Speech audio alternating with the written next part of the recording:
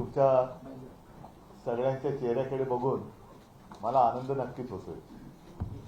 पण एक लक्षात घ्या की आता जे काही मी ऐकलं याचा अर्थ असा की अजूनही पूर्ण विजय मिळालेला नाही. सरकारची नेहमी चाल असते आणि एक पुडी सोडून बघतात, म्हणजे थोडक्यात एक पिल्लू सोडतात. जगतंय का मरतंय, अंगावर आलं तर झटकून टाकायचं, आणि जर का त्यांनी ठरवलं की नाही हे आपल्याला करायचंय तर एक तात्पुरती वेळ घेतात.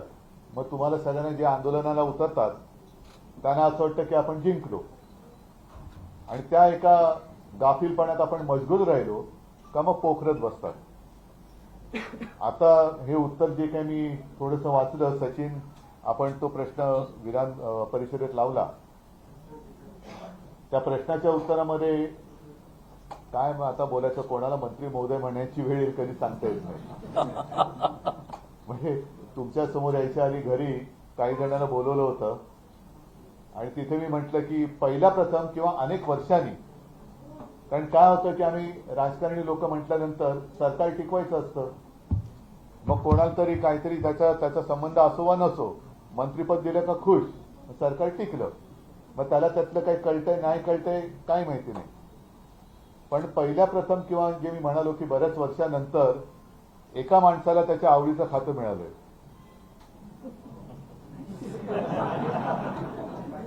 कोणतं?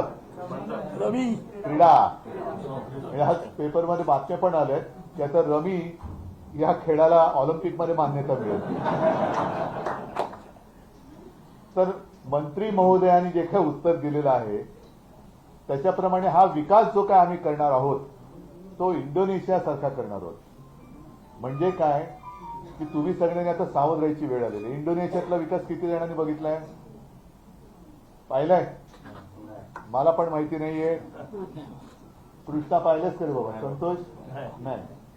त्याच्यामुळे इंडोनेशियातला विकास कसा याची काय माहिती नाहीये. मग ते काय करणार की येऊन येऊन येऊन येऊन डोकं खाणार की बघा तुम्हाला काय आम्ही अमुक देऊ, तुम्हाला तमुक देऊ.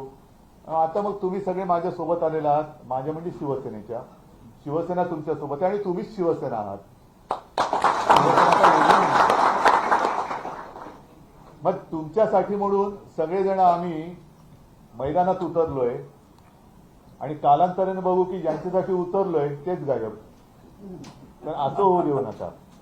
मी आज मुद्दामून तुम्हाला हेच सांगण्यासाठी आलो की लढायचं. हा, आणि एक गोष्ट आता जरा त्यावेळेला शिवसेना प्रमुख जे बोलले होते त्याचा अर्थ आता वेगळे जण काही जण वेगळ्या लावू शकतात. अन्यायावरती तुटून पडा, आपण म्हणून आता आम्ही तुटूनच पडतो, तसं नाही.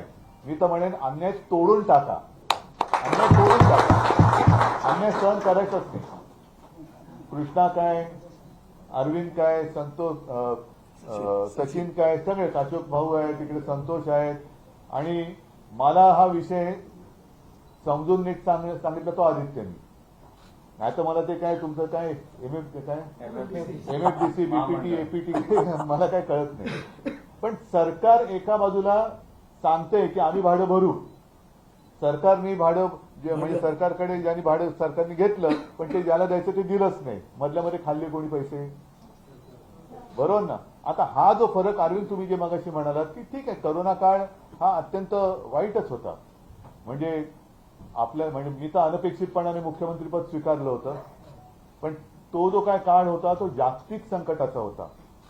त्याच्यामध्ये आपण जे काय करू शकत होतो ते केलं, पण बऱ्याचशा गोष्टी करू शकलो नाही. एकदा का बोललो की ते केलं पाहिजे, आणि जर का आपलं सरकार आलं असतं तर आज तुमच्यावरती लढण्याची वेळच आली नसती, अजिबात येऊ दिली नसती. पण शिवसेनेची स्थापनाच मूळ भूमिपुत्रांच्या न्याय हक्कासाठी झालेली आहे. आणि साहजिकच आहे, महाराष्ट्र म्हटल्यानंतर महाराष्ट्राचा भूमिपुत्र हा मराठी आहे. मग त्याच्यामध्ये कोळी असेल, म्हणजे हे पूर्वीचे जे काय म्हणाले भंडारी, पाठारे प्रभू, सगळेच ही सगळी आता लोक आपण आपापल्या परंपरा आतापर्यंत नाही म्हटलं तरी तसेच सांभाळतो. आता पुढच्या आठवड्यामध्ये नारळी पौर्णिमा, मग हा तर कोळी लोकांचा मोठा सण. ह्या अशा काही गोष्टी परंपरागत ज्या आहेत त्या हळूहळू नाही म्हटलं तरी नाहीशा होत चाललेल्या आहेत. आणि तोच एक विषय किंवा तोच एक मुद्दा घेऊन सरकार जणू काही महाराष्ट्रातून मराठी संपवायला निघालेले.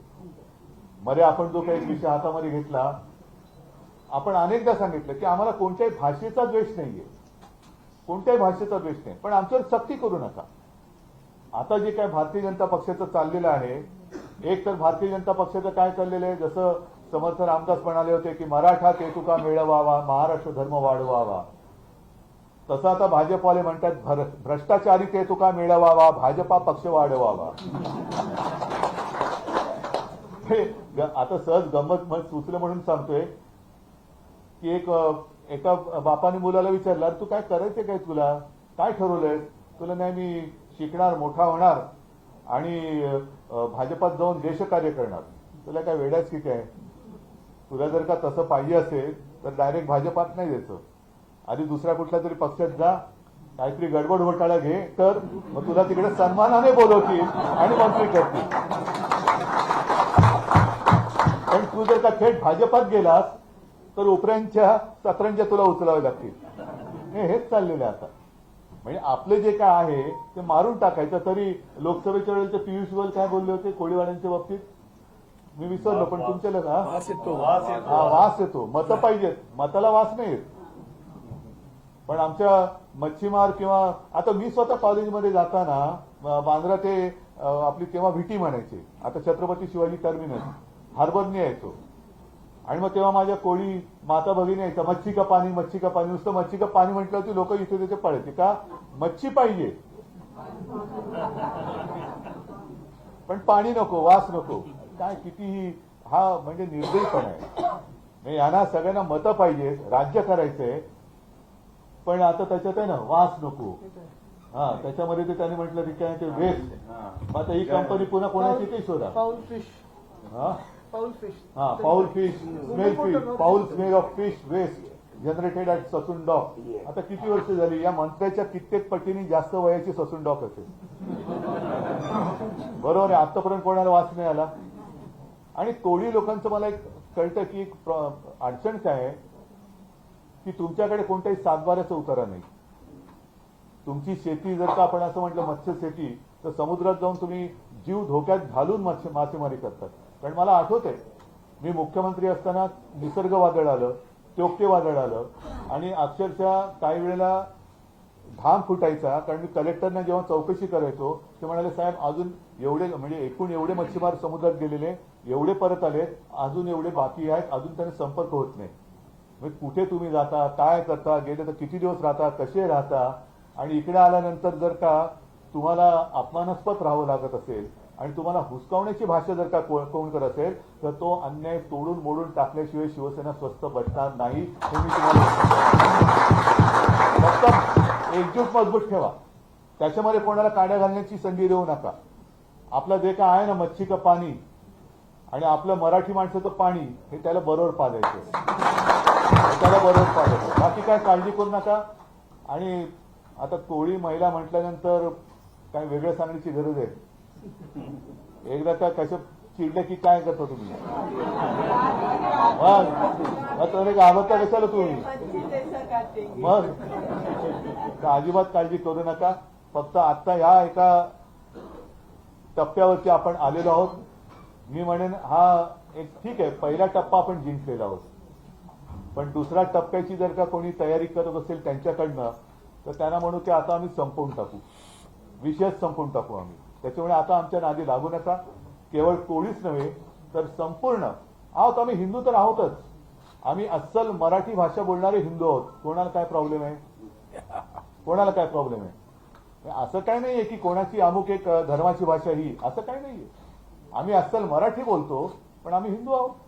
तर तसेच सगळेजण आम्ही एकत्र इकडे आलेलो आहोत, गुण्यागोविंदाने नांदतो आहोत. त्या गुण्या गोविंदामध्ये म्हणजे आम्हाला तुमच्यापेक्षा जास्त खाऱ्या पाण्याची सवय आहे. खाऱ्या पाण्याची सवय आम्हाला जास्त आहे, कारण माझा पण जन्म मुंबईतलाच आहे. तर आमच्या सुखात मीठ कालवण्याचा प्रयत्न करू नका, आम्ही मिठागरे निर्माण करणे देतो. असेच एकजुटीने राहा. कृष्णा, खरंच तुला पण धन्यवाद देतो, जागृतपणाने काम करतोय. संतोष, तुम्ही पण आपली शिवसेनेची ताकद मागे उभी करताय. सगळ्याच महिला काय पुरुष काय, म्हणजे अरविंद आहे, सचिन भाऊ, अशोकराव, सगळे आम्ही सगळे सोबत आहोत. आदित्य पण आहेच. तर कुठेही डगमगायचं कारण नाही. एकत्र राहा, एकजुटीने राहा आणि जो अन्याय करणारा अन्याय करायला येईल त्याला अन्यायासकट तोडून टाका. एवढंच तुम्हाला सगळ्यांना सांगतो. धन्यवाद. जय हिंद, जय महाराष्ट्र.